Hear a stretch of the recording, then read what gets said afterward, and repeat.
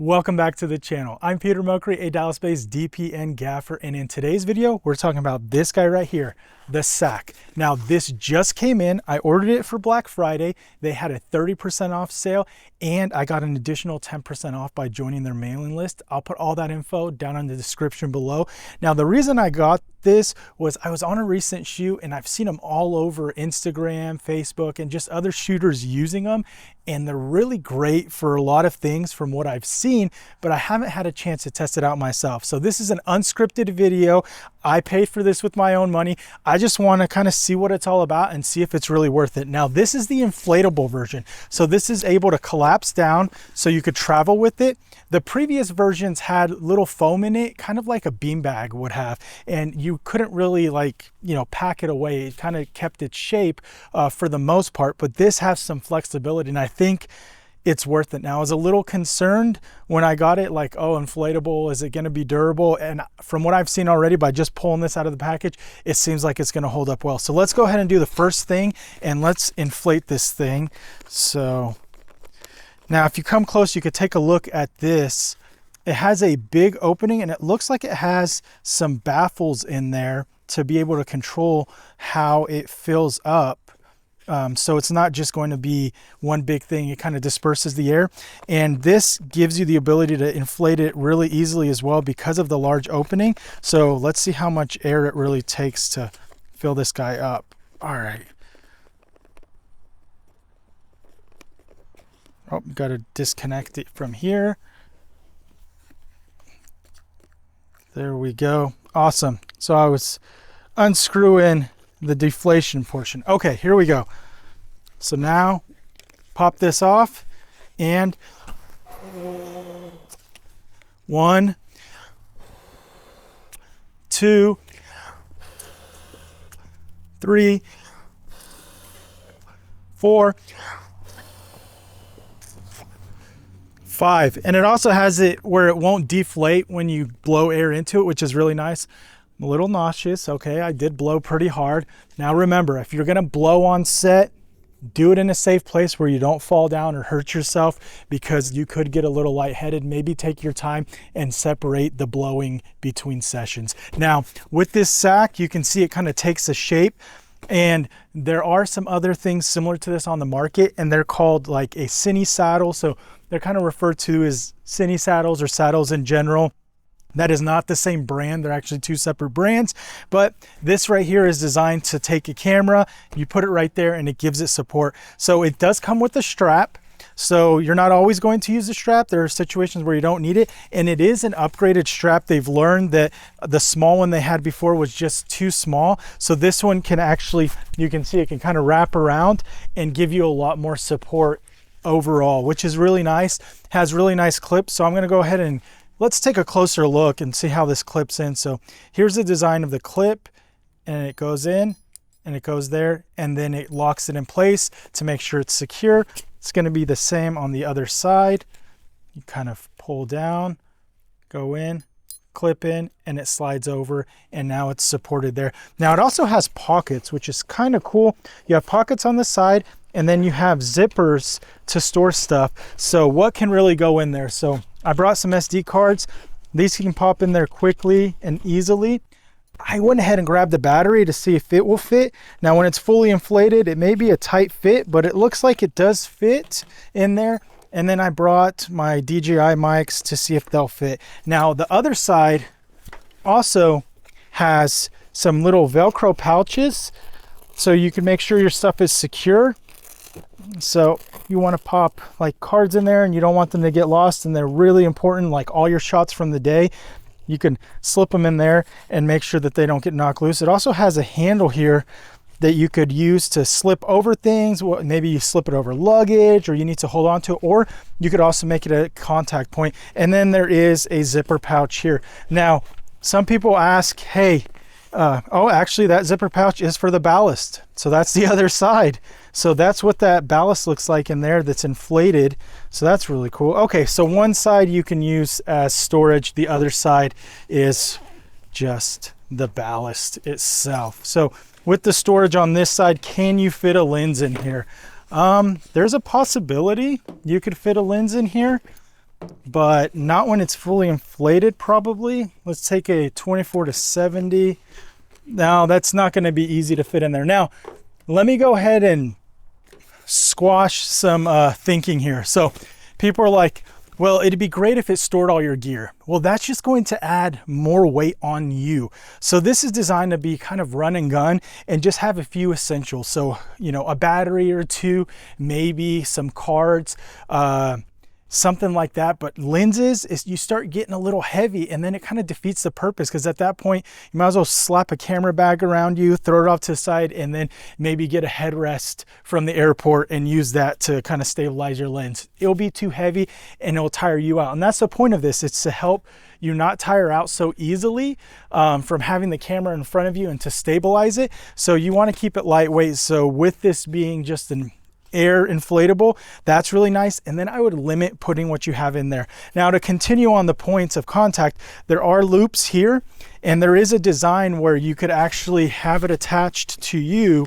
and it has a vest that you could connect to as well. And these are just points of contact that you could use to stabilize. Let's say if you were going to even set this right here on the truck and you want to put your camera there, you could stabilize this pretty well with these contact points. And they look like they're really durable. And the material itself is really thick. Like, I don't feel guilty at all if I were to throw this around and beat it up. So let's go ahead and give it a try. So the camera does land right here in the middle.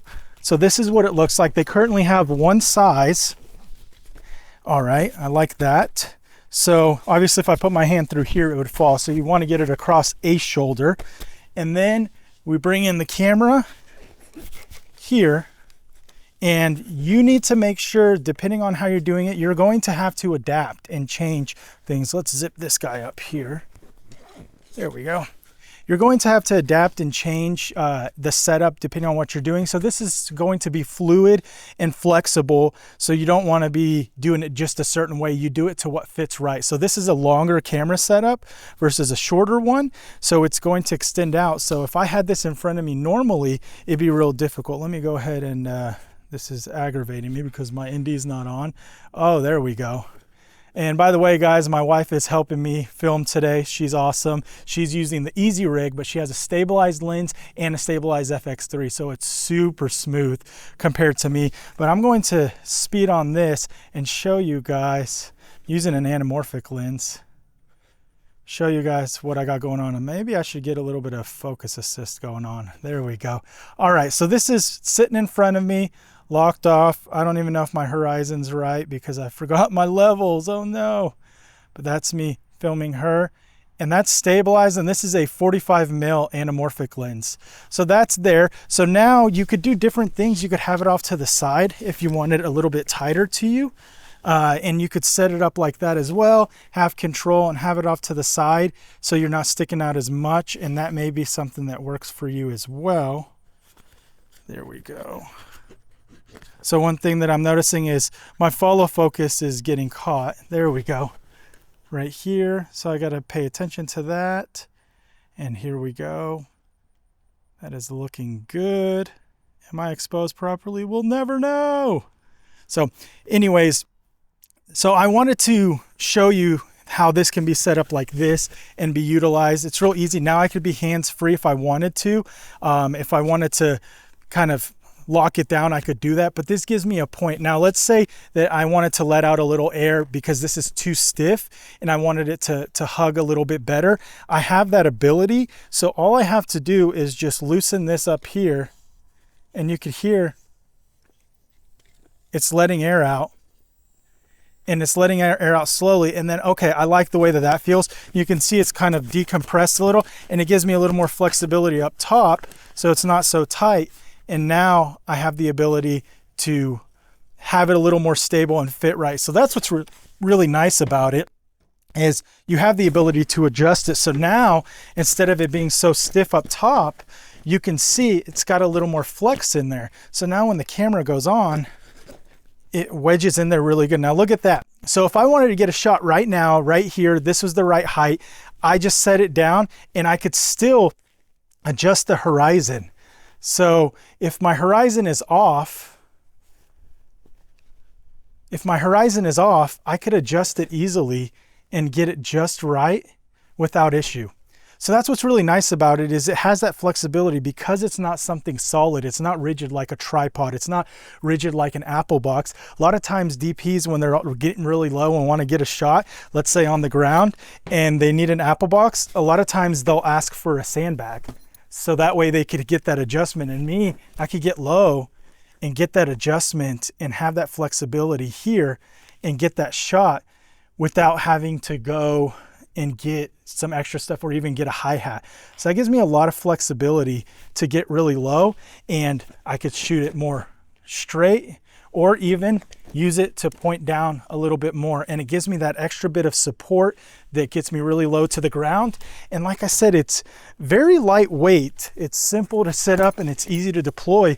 And with this strap, you get that support. Now, it is a bit big. So if you're just going to use a little bitty camera and it's really tiny, is this really necessary to go something this big? That's something you have to decide. Now, the easyrig in itself is big. It serves its own functions. There are drawbacks to this. There are drawbacks to easyrigs. There are drawbacks to gimbals, drawbacks to handheld, drawbacks to tripods. Every one of them serves a purpose, but for the price point, this gives you a lot of flexibility. Now, something that is commonly used for, that it's really great for, that it stands out, is getting into a vehicle. Have you ever been put in a situation where the client says, jump in the front seat and film me? Let me know down in the comments below and let me know what solutions you did or how terrible that was. Because I know I've been put in that situation before and it was not fun, because it was supposed to be a quick little 5 minutes and it turned into an hour, and my arms and knees and legs turned to jello trying to support the camera. And that's where I think this SAKK will come in handy. So I'm going to jump in real quick, set the camera off to the side. I'm going to pull the strap off so I have some flexibility. Turn this around. Here we go. Before they fire up the vehicle, I'm ready to go, and I could just adjust my monitor as needed and everything that I need. And I'm going to speed on this and show you how stable we can get this. So here it is right here. I'm supporting it with my legs.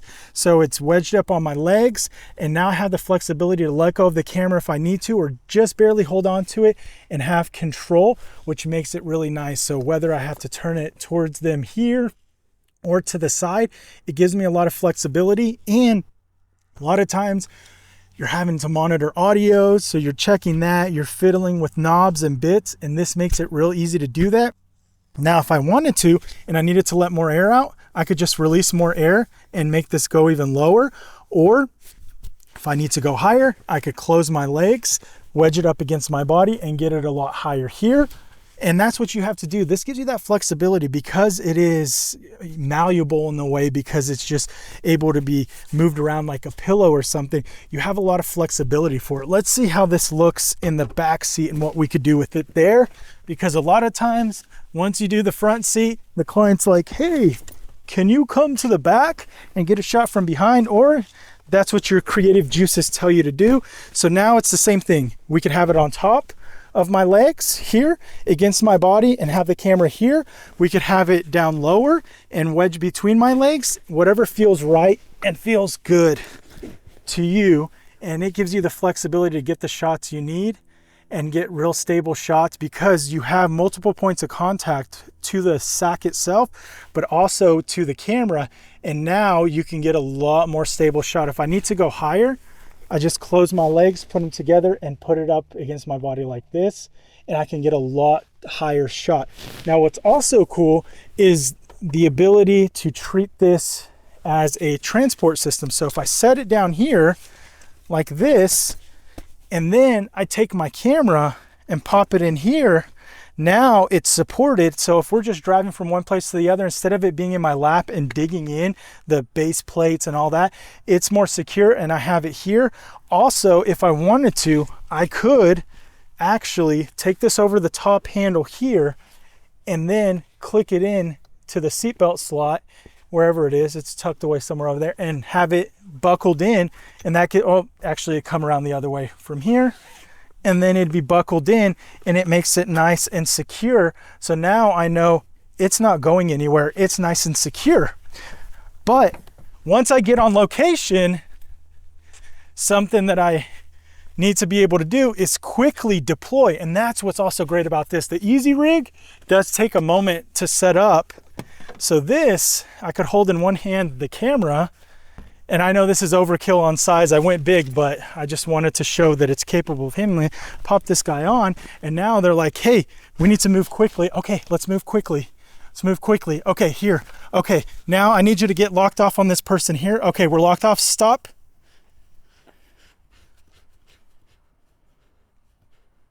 And I'm locked off and ready to go. So we're locked off and we're getting the shot. And that's what happens is a lot of times you get in a situation where you have to move quickly, especially if you're doing documentary style, verite or anything like that. You don't have the ability to take a beat. It's usually move quickly, move into the position, adjust, go, and you just have to be able to handle it and get what you need. And sometimes you're stuck there. So now what you see I'm doing is instead of slouching over, I'm leaning back, making sure I arch my back, have a bit of support, and now I can do that. Normally when I'm doing handheld, I can't really do that position, but now I'm able to arch my back, lean back, get a good stance, and just be able to utilize this. And like I said, you can go hands-free if you really need to make some adjustments or do something quickly. It gives you that ability. So the support is there.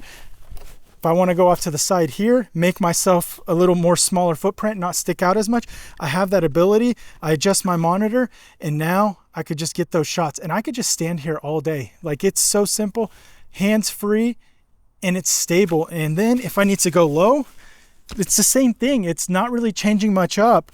I have my knee supporting it here, my leg, and my other leg is here, and I could be in this position all day, and I could also sit down on the ground and have it just between my legs. But if I need to move back, I'm ready to go. Now, what it doesn't give you the ability to do is get stuff from the shoulders up. And that's where it becomes not as useful, because if you wanted to tighten this up, you could probably tighten it up about this high, and that's about it, versus something that's over your shoulder, or you need to go up high. But for me, there's a lot of scenarios where I don't need that, and I just need to set this down quickly, have it ready to go, pop it in, it's done, and it's set. Now, huge upgrade with the adjustable ballast in here, with the adjustable inflation portion. And now when I want to leave and go travel, just let all the air out,